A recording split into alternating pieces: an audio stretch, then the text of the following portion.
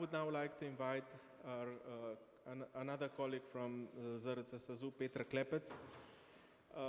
Peter is employed as a research advisor at the Institute of Philosophy at ZRC SAZU. His main research interests are contemporary French philosophy, German idealism, and Lacanian psychoanalysis. He's published many articles and essays and books, for instance, on the emergence of the subject, profitable passions, and so on. Peter's presentation today is titled On the Cruelty of War.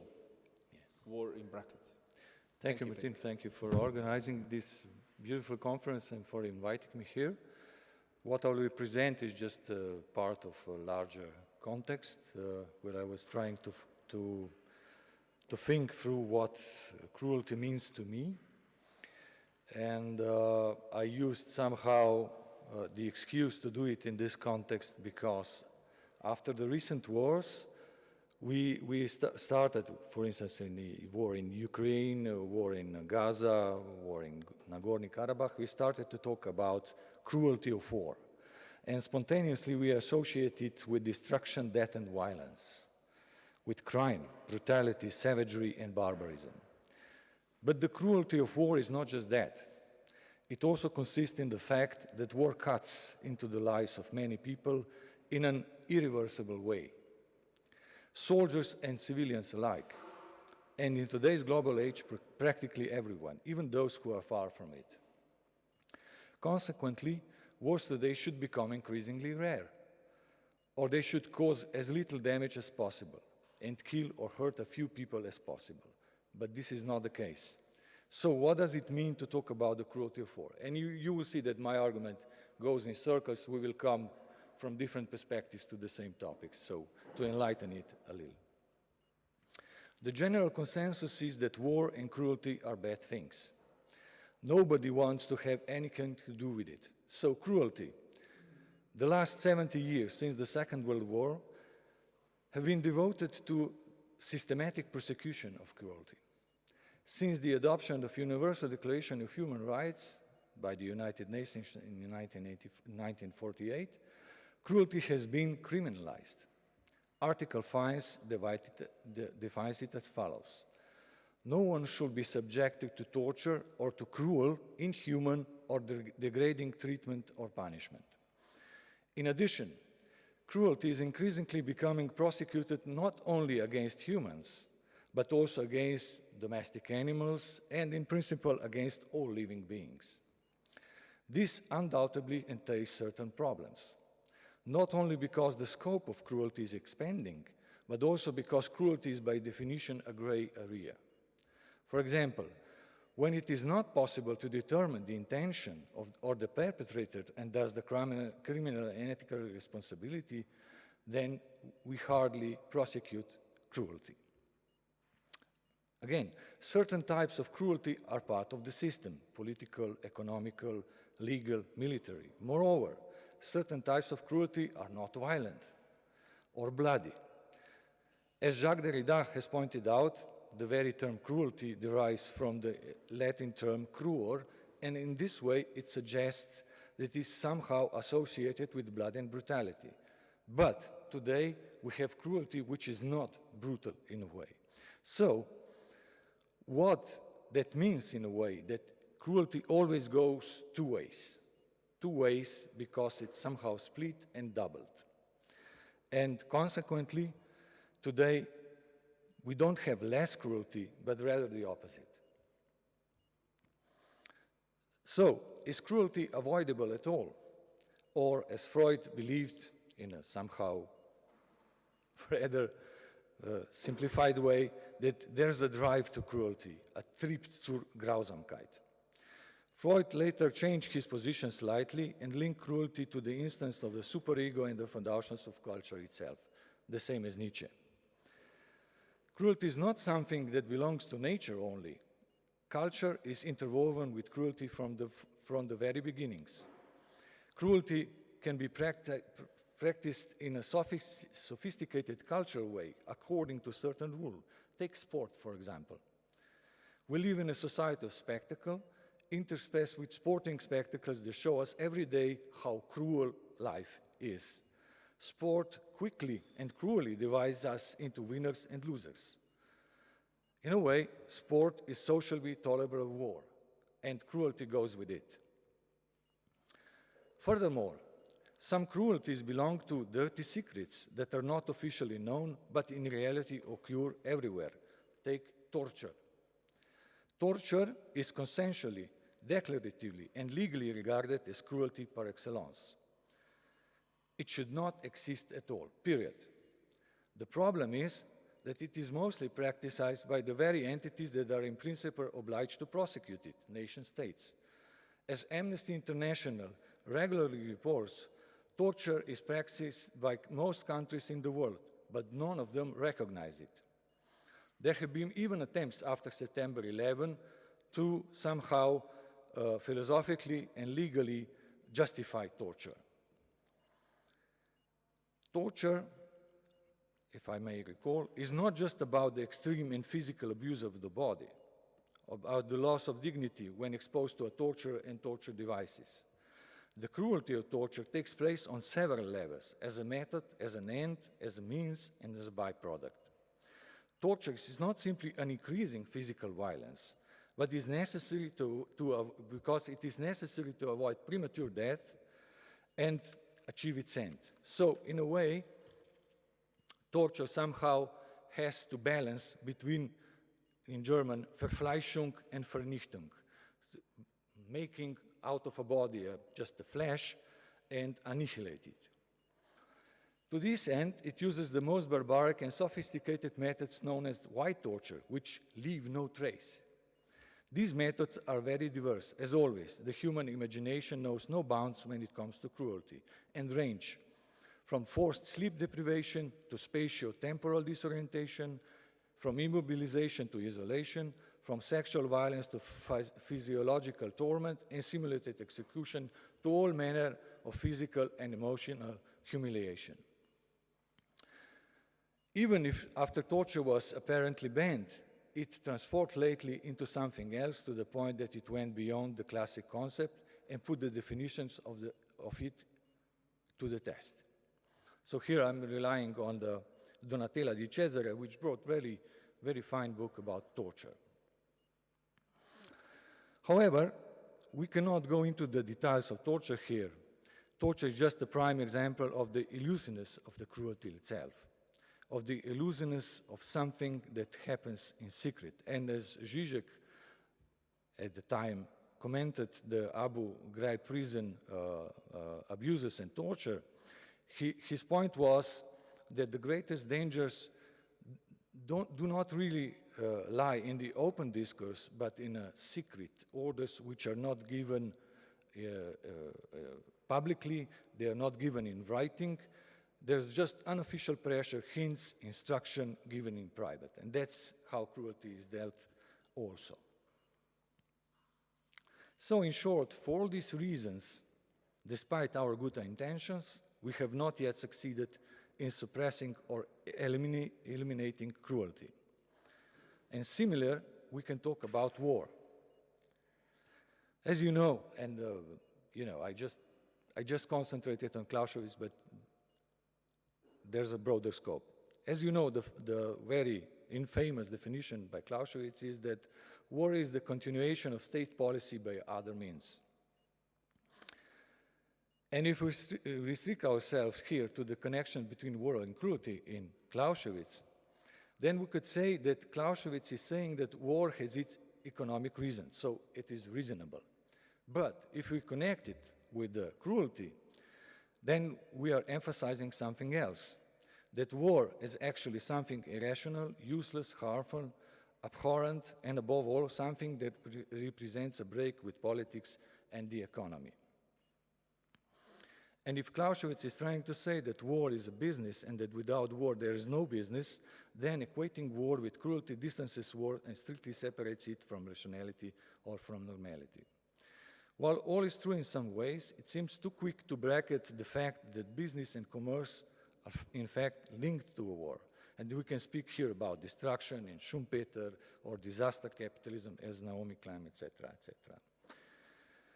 Even Clausewitz thinks that the immediate goal of the war is not cruelty, and this is important. For him, he was convinced, as he wrote in introduction to his work, that wars today have become less and less cruel. This is very, very funny, because he wrote it in the beginnings of the third decade of the 19th century. And if we trace the history of wars after that, it's clear that wars are more and more cruel.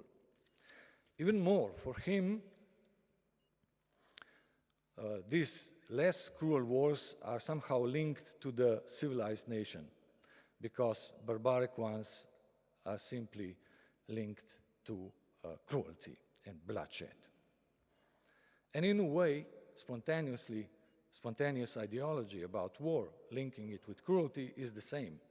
We don't want bloody wars because they are cruel. So we want somehow a limited war, a surgical operation, a non-invasive operation, and as you will see at the end, for me, this also leave not only traces, but many, many victims. So in a way, we here in the West pretend somehow that cruel wars are somewhere far away out there. And linked to the question posed to Petra, for instance, is also the question of wars after the Second World War. The period after the Second World War is considered to be a period of peace, prosperity, etc. But if you observe it from the other angle, there are many, many wars. The Second World War continues into Korean War, into, all these conflicts that are accompanying us since there. And even if you, from a different perspective, after the crisis 2008, if you observe the period, we were so surprised somehow how it is possible that the great crisis arrived. But economists, after the fact, discovered that in the world, 160 serious economic crises appeared. So we are somehow, we have double standards in a way. In a way, we are doing what Freud calls disavowal, Verleugnung. The operation of disavowal involves a paradoxical combination in which the wolf is fat and the goat is whole. So the usual reasoning by this operation goes, I know very well, but nevertheless. So we all know very well at the level of knowledge that there are still wars out there somewhere, and that there's terrorism, and that there's a war industry, and the wars are cruel, and yet we believe that these have nothing to do with us. This is the basic ideological operations that we somehow rely upon. And for instance, if we see violence, terror, and war on the TV, there's also, the operation of disavowal does not suppress the reality, acknowledges it in a way, and neutralizes it. So, in a way, it operates by the fetish. Fetish for Freud is a sign of the triumph over the castrating threat and a protection against it. So in a way, fetish is a screen that both conceals and reveals, in our case, the cruelty of war. The usual condemnation of war as cruel is, in a way, relying upon such a fetish. But what is cruelty if we look at it more closely? It is clear that cruelty is unacceptable to everyone, but it cannot be completely avoided if an armed conflict, for instance, or a war bursts out. So here we have a typical paradox of the cruelty, because cruelty is in a way doubled. Cruelty is doubled because in the case of military or armed conflict, we also have a war or a conflict, and then the excesses that pertains to it. And this is a long history from the middle of the 19th century, Hague, Geneva Conventions, etc., etc. Till this day, I think there were more than 100 conventions. I cannot go into history of that, somehow dealing with the fact that on one hand we have our conflict, and then we have violations of the rule that somehow pertain to it. But here we are dealing, paradoxically, with the doubling of cruelty. We are acting as if, in a way, there's legitimate and illegitimate cruelty. So in a way, we are acting as if the war itself is somehow unavoidable, somehow we cannot avoid, so as a natural fact, you know. And on the other hand, by Geneva Conventions, etc., we are somehow prosecuting the excesses. But the situations we are now, for instance, in Gaza, is exactly the proof that this is very difficult. How do you, where's the line? Where do you draw the line between it? So in a way, this is a paradox, but this paradox relies upon the double nature of the cruelty itself. In a way, we are acting that war is something objective, although we know that it consists of many subjective decisions, actions, etc. But here's the paradox. In prosecuting cruelty, you have to pinpoint the subjective responsibility in order to prosecute it legally. And in this way, we are somehow saying as if war is not a crime, you know, because it's not prosecuted. And war is cruel or criminal by its very nature, by its very essence. And no conventions, no treaty, no international protocol regulates or punishes this, however cruel and merciless the war can be. This is, as I said, fundamental paradox of the cruelty. Cruelty, as always, takes place on several levels, and that is why there are always problems with it. Systematic works, from the point of view of philosophy, are really rare here, practically non-existent. I relied on Giorgio Baruchello's book, Philosophy of Cruelty, which was published in 2017. And this is the only book till today which somehow deals with philosophical history of cruelty, going from, I don't know, from the ancient times, Montaigne, Machiavelli, Sade, Nietzsche, Artaud, to our contemporaries such as Rosé, etc., etc. I cannot go into details here, but the paradox here is that there are different conceptions of the cruelty which doesn't have a common denominator here. In my view, what is the specificity of cruelty? First of all, cruelty is violence, or rather, the excess of violence in violence. And this is not easy to define. Above all, it is difficult to prevent in advance. The paradox is that once the cruelty has occurred, it is in a sense irreversible, unabolishable. A cruel act or a non-act, even if you remove its consequences and try to symbolically undo it, is in a sense irreversible. Cruelty is thus, on one hand, a transcendence. It crosses a certain threshold, but it is not the result of an intensification or a quantitative measure of violence. This crossing of the line is indelible. Cruelty has an irreversible effect through its actions.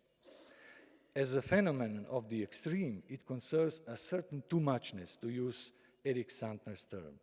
Although it is forbidden, it is everywhere. In a way, we are all cruel, and cruelty happens all the time and is repeated constantly, despite the almost universal consensus that cruelty is something undesirable and unacceptable. In a way, we could say that cruelty is a bone in the throat.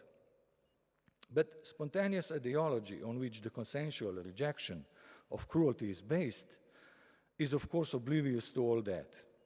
For it, cruelty is something self-evident and recognizable. Cruelty is evil, period. Once this evil is recognized, it must be eliminated and eradicated. But things are much more complicated than may seem at first sight. The key to cruelty is not so much the will, the action, the pleasure, the enjoyment, but the intention, which can also manifest itself through its opposite, as a non-intention, as a non-action, as ignorance, as indifference, even more. Even if cruelty can be associated with suffering and violence, not every cruel act is violent. Conversely, not every act of violence is cruel. For example, if someone asks me for help, or if I could help someone without it costing me anything, and I do nothing, I can be cruel without being violent. It does not have to be for my amusement or pleasure. There's also a dimension which we can only hint at here, a dimension in which we lose the possibility of distancing ourselves from cruelty because we are literally immense in it, in a case that it's part of the system, systemic cruelty. And here Nietzsche talks about dark side of culture, etc., etc. So, in a popular imagination, cruelty as evil is always somehow that pertains to freaks, to outsiders.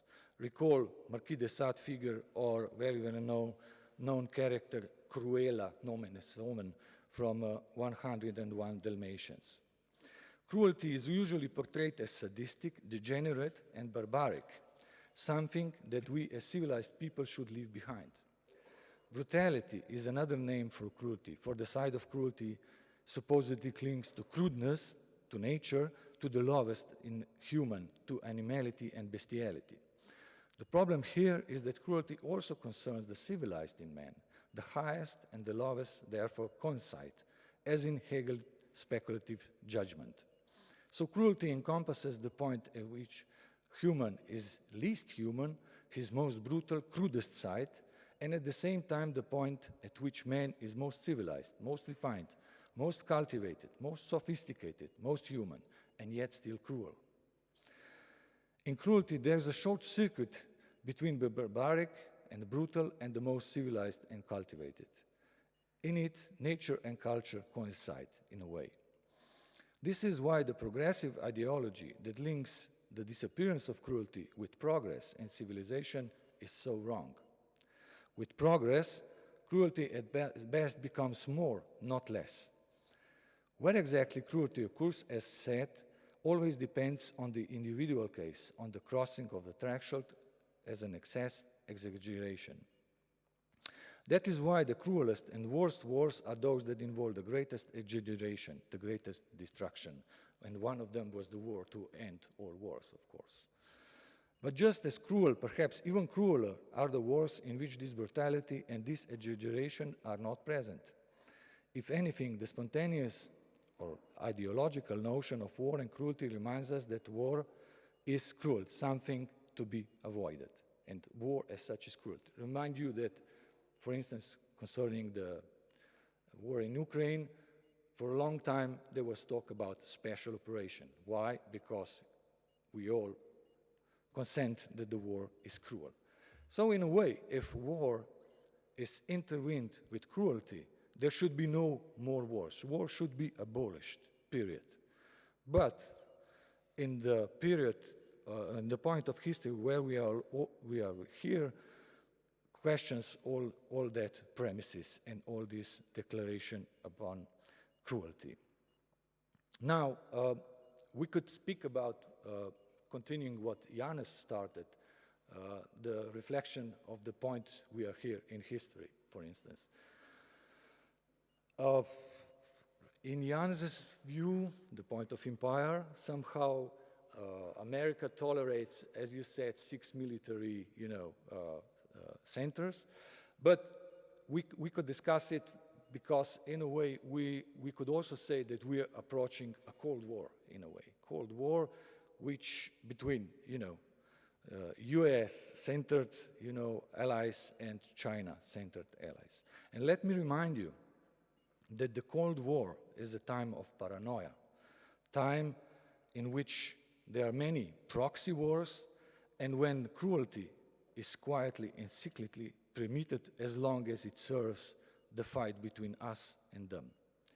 So in a way, to continue what Petra started, we could say the 20th century as defined by Erich Hobsbawm that ended in 1989 with the fall of the Berlin Wall is not yet over. So we are in a way back.